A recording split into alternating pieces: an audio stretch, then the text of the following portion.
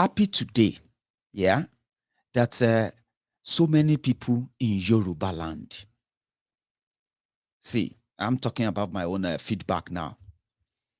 So many people in Yoruba land, the class that call themselves the elite, who used to kind of keep quiet in a way and somehow explain away the complete how complicated the Nigeria problem is and why Nigeria cannot break up and the rest. They are changing their tongues now.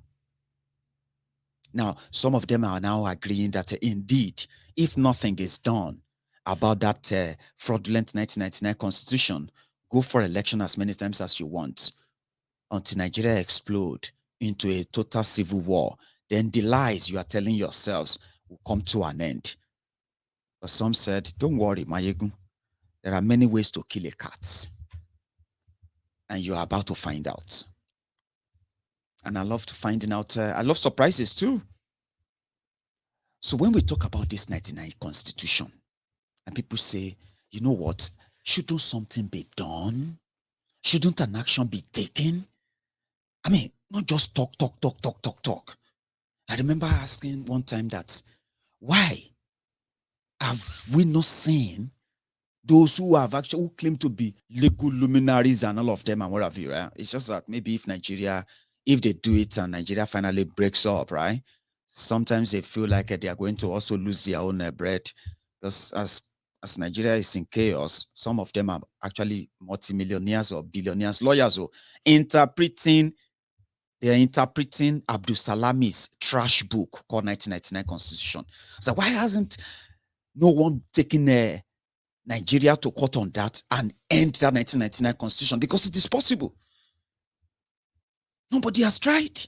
No one has actually tried to say on whose authority did Abdul Salami Abubakar have to force a constitution on you. That's the beginning. So I have been told that you go here, and I love that. I love to see it. There are already court cases, ladies and gentlemen.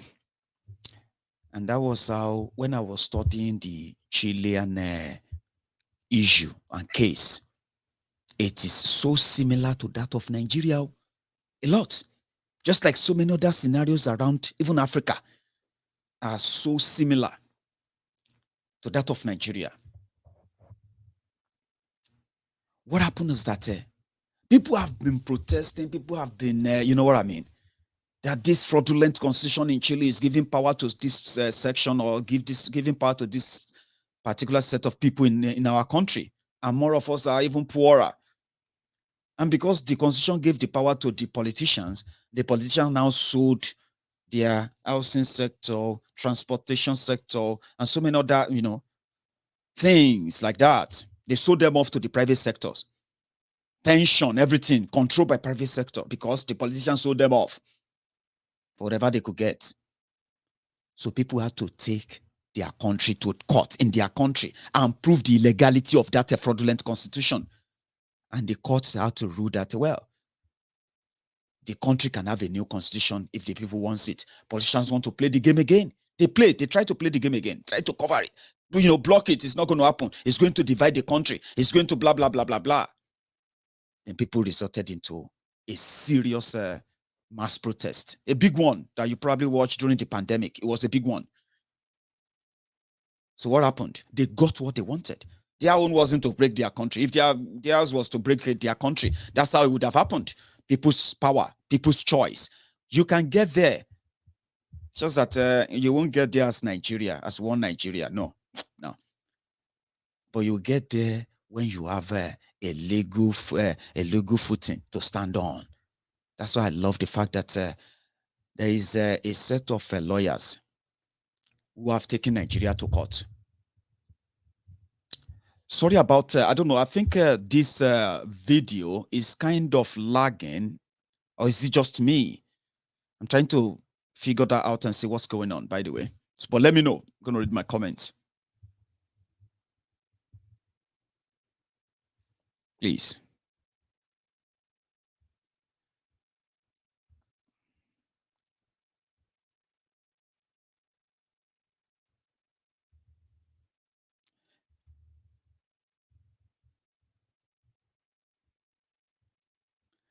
Sorry, guys. I will be back. I think I'm having, a little bit. Yeah. I'll be back in a minute, please.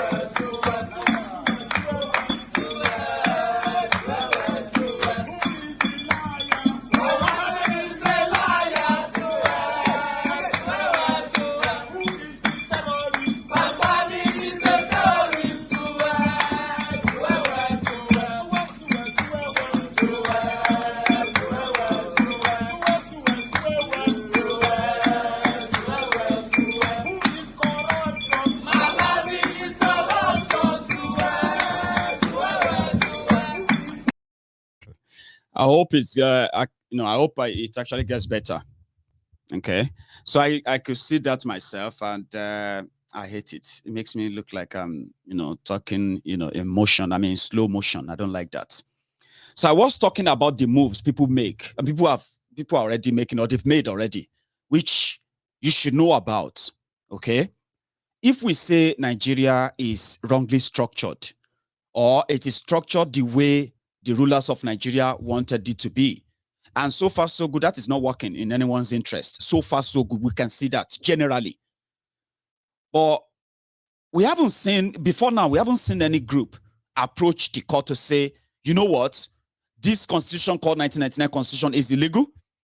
It has no backing of the people. There was never a time people voted to say this is our constitution, this is the power, this is how the power will be like this. The people from different parts of Nigeria, the regions, there was never a time so that they came together to say this is us. So for the first time, a group of lawyers, they have approached the High Court in Abuja.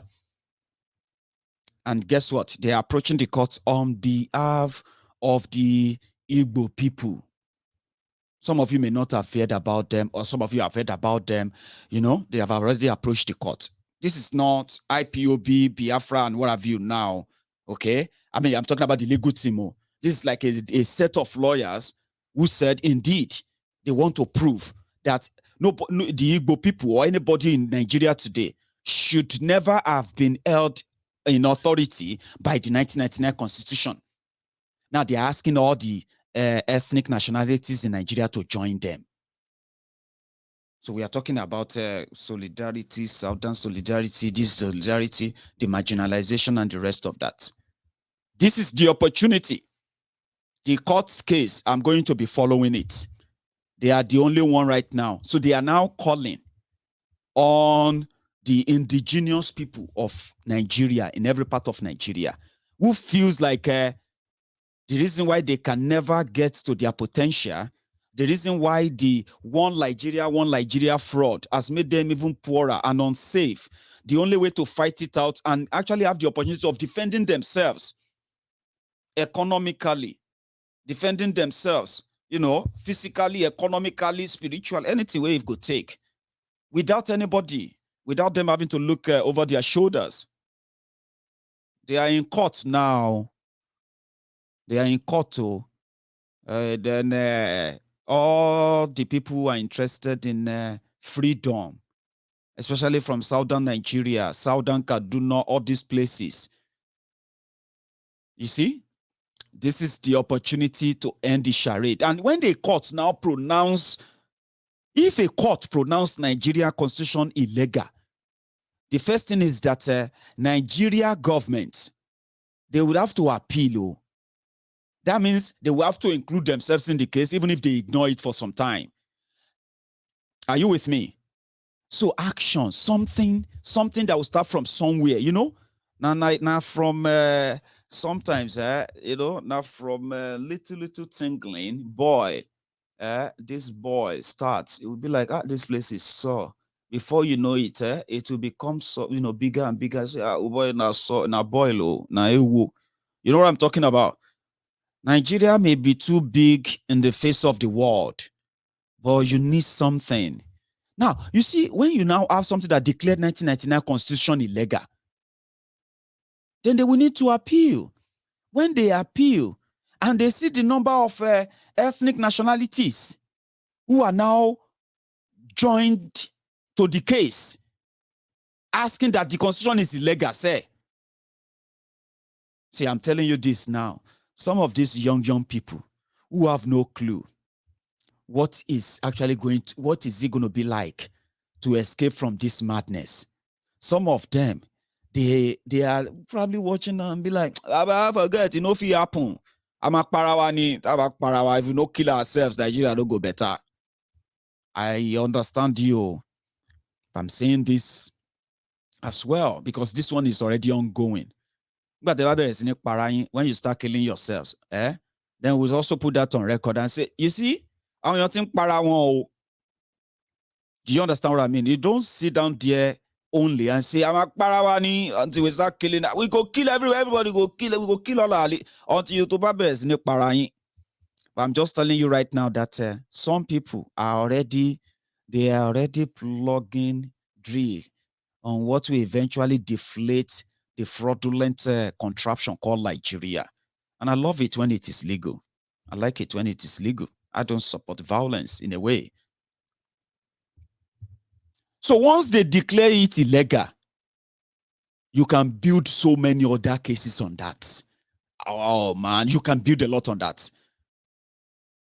Now they will have to be forced. We are telling them now.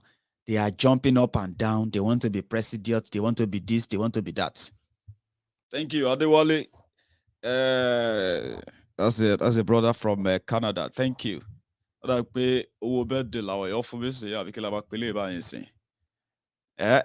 that, you are not commenting based on what I'm talking. You are commenting happy birthday, happy birthday. Tomorrow is the birthday, right? Well, thank you. Thank you very much. Africa Wahala. That's our presenter on Diaspora Radio coming 1st of January. 1st of February.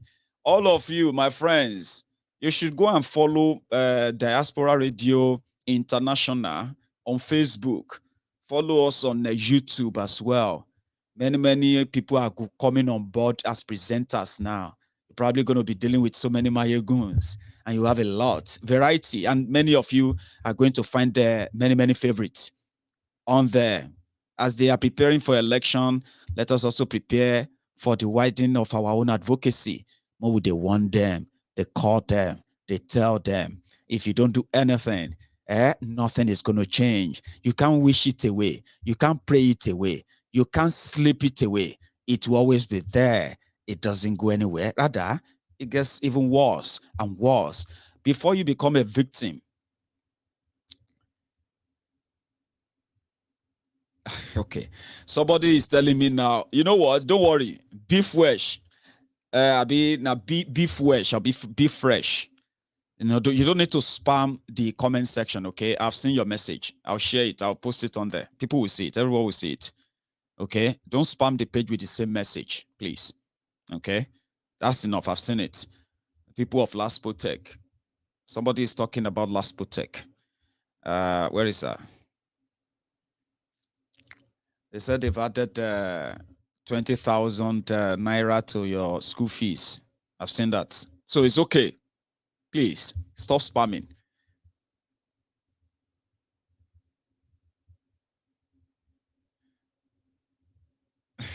Thank you. Anyway, I love that. If they can go to court and say, not just say, because these people are the ones enjoying this. They are the ones enjoying the power. And if you want to, if you expect them to change it, National Assembly, we are amending the 1999 Constitution. Amending what? Who wrote the Constitution? Who ratified the Constitution? Who gave the Constitution to you? Not the people. What are you amending? Amending the fraud that kept the people poor. It is that 1999 Constitution that we put one tribe above the other, or one tribe above another. That's why I call it Nigeria. In Nigeria, it is called Turn by Turn Nigeria Limited.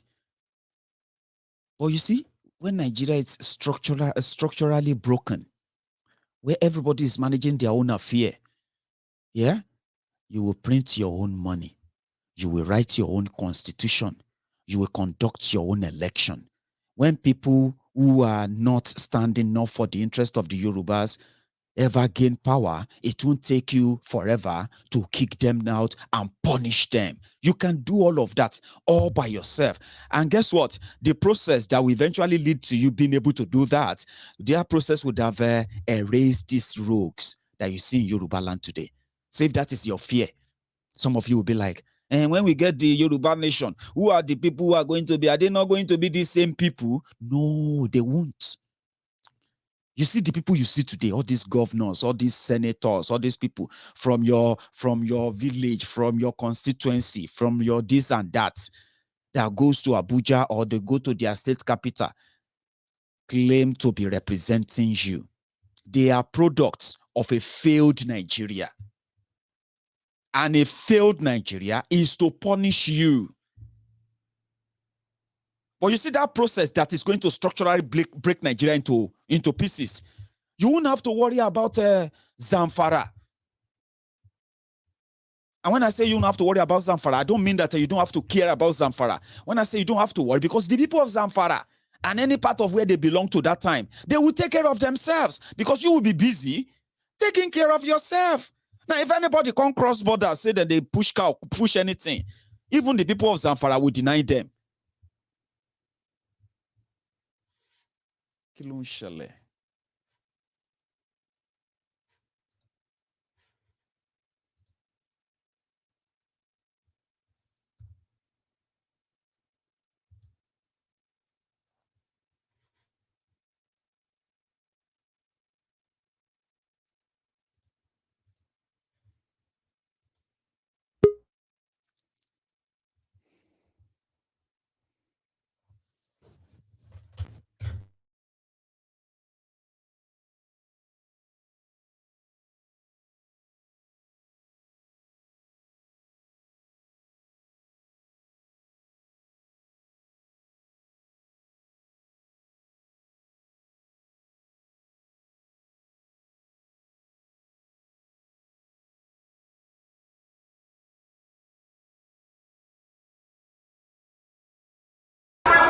My name is Nnamdi Kanu. The reason why we're here today is to protest the killing of innocent women and children, and men for that matter, all over Nigeria, especially in the northern part of Nigeria.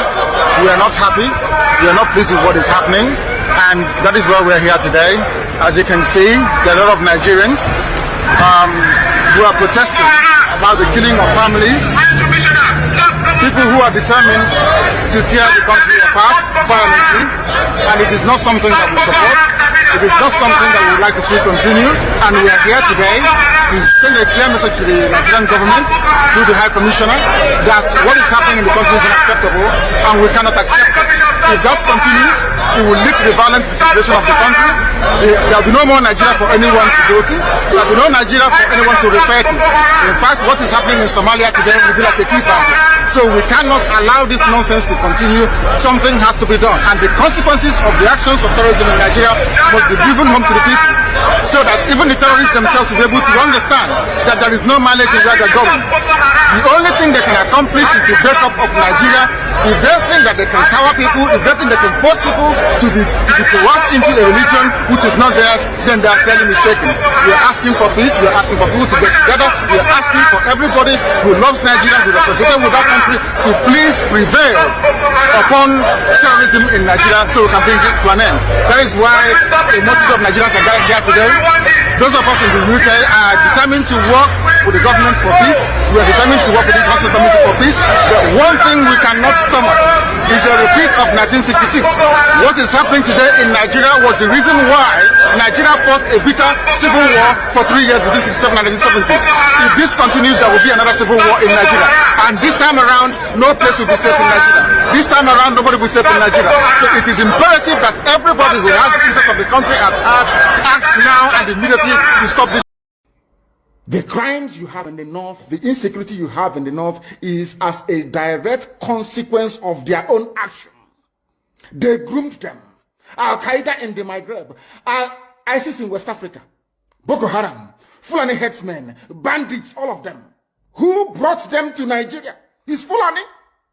Fulani brought them into Nigeria. El Rufai brought them in. Bauchi State Governor brought them in. Are you people deaf and dumb and stupid? When you come out and you pretend, oh, we are one Nigeria. Go and show me. Somebody was asking, where is the boundary, where would the boundary of Biafra begin? And I asked the fool, where did the boundary of Nigeria begin?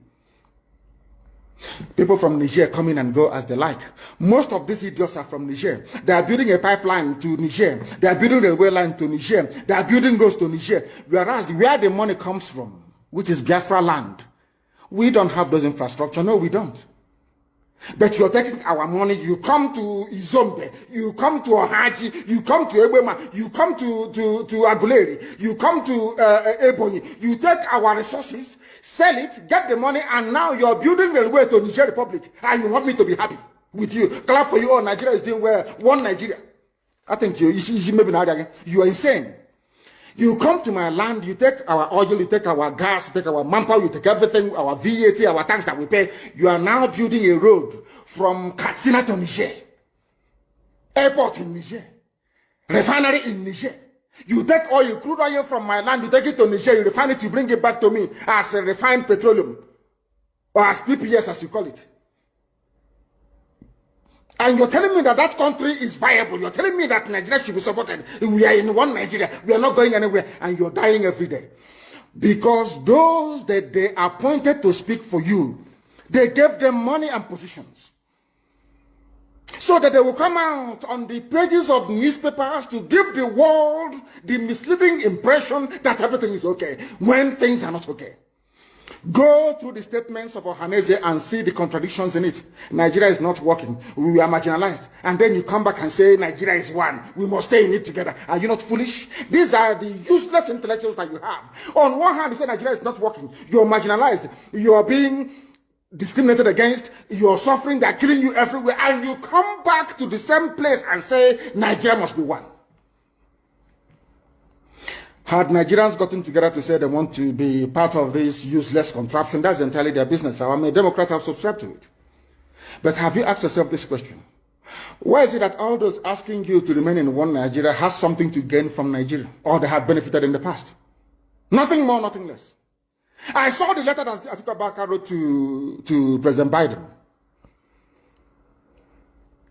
In it, Atiku Abubakar said to come and help us fight terrorism, in order to ensure that there will be no regional destabilization. That is their game plan at the US State Department for very many years, until we stepped in.